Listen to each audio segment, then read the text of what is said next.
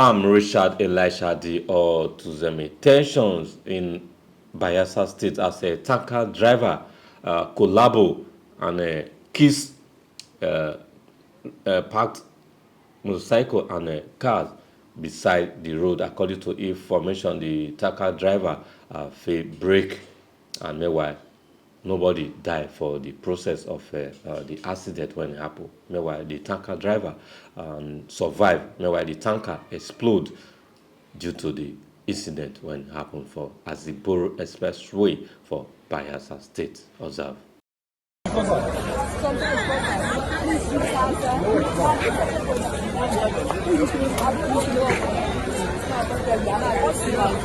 That time the fire never this. No, that time the tanker they come like this. Okay. So now I come to my white tanker.